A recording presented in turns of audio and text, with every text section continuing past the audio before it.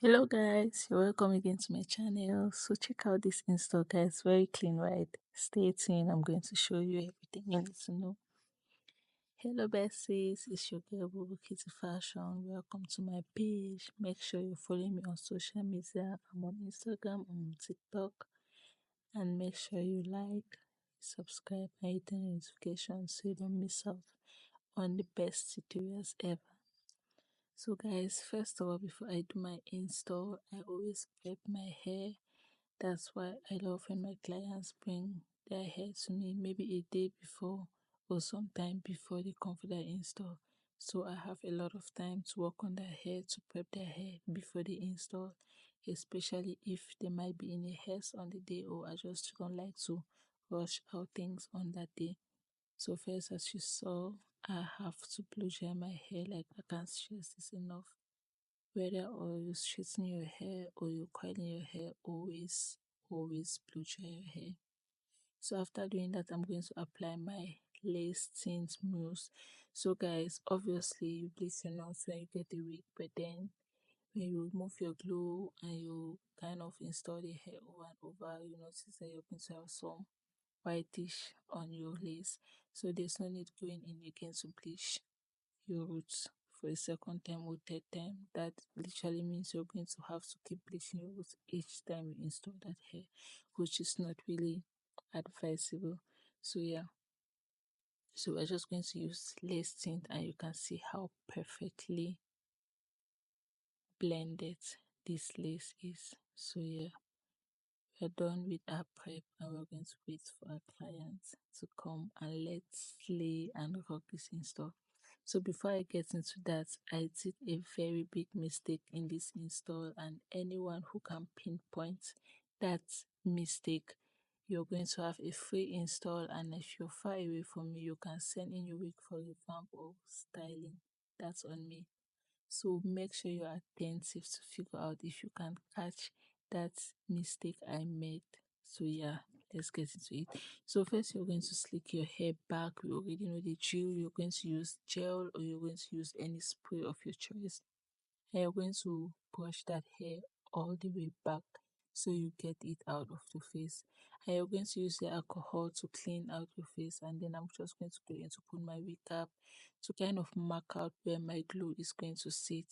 So I know we all hate this issue of having glue sitting on an area where it's not supposed to sit. Like, getting glue off the skin is very tedious and it's literally not worth it. So in as much as you can never be too careful, I try my best to use the wig as a mark on where my glue is going to sit. So after applying my glue, I spread it to the rest of the hair, to the back of the hair. And as you can see, I always apply very thin layers. So guys, I think the secret of this is to just get a very good glue. So yeah, I always go in with maybe 2 or 3 layers depending on how long my client wants to carry the install. So I think this was like my second or third layer, I guess. So you can see how I waited for it to get completely dry and clear. Not completely dry, clear, but tacky before I went in with the next layer. So I'm going to spread it and I'm just basically going to do the same process. So if you're in a haze, you can always use a blow dryer to speed up the process. But if you're not in a haze, you can just let it air dry. Because if you're putting very thin layers, then you don't really need a blow dryer. But then again, let's speed this up, baby. So yeah. So after letting my glue dry down and become transparent, I'm going to place my lace down. So I'm sorry about the angle, I'm trying to install and I'm trying to record, so it's not going to be perfect all of the time, but I'm going to walk you through.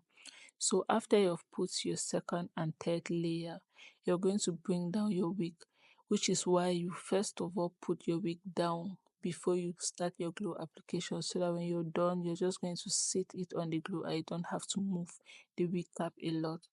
So yeah, so after doing that and everything, I'm going to use my blue dryer to kind of like press the wig down to the hair using my comb. So yeah, they just get our wig to get dry faster so we can reduce the amount of white residue we have on the elastic band after tying it down. So yeah, so that's basically what we're doing. Like I said, you can also let this air dry. Yeah, but considering that the temperature wasn't the best and I was afraid of my client beginning to sweat, I had to speed this up so I don't spoil my install. So yeah, so after doing that, like I said about that stubborn glue that is going to get on the skin no matter what you do. So you're going to notice that these flyaway hairs are always going to be stuck on it. So I have a tip for you. Use your tweezers, besties. Use your tweezers, the tweezers you use to pluck your wig, right? Yeah. So you're going to use it and literally pluck those flyaway hairs that are sticking on your glue. Be very careful. We don't want to leave the lace, but yes, it's going to get them all out.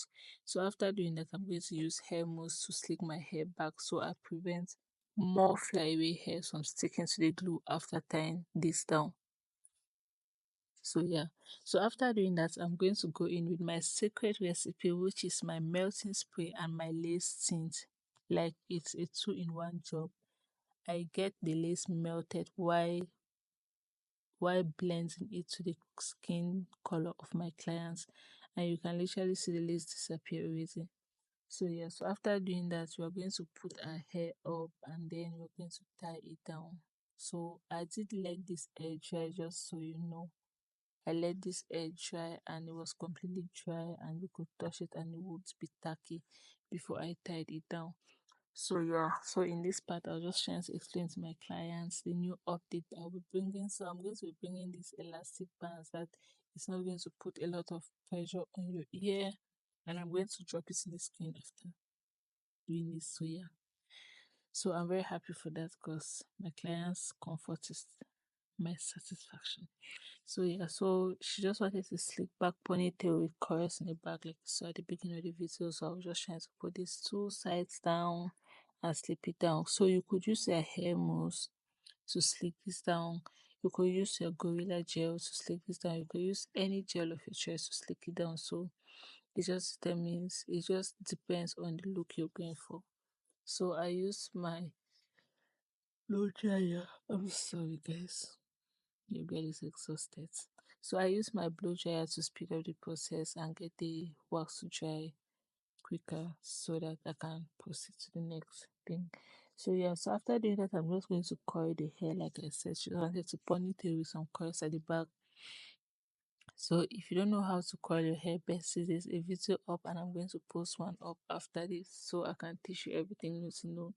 So after coiling your hair, you're going to let it sit for some time and then you're going to move it and you're going to apply a holding spray and you're going to pin it back up.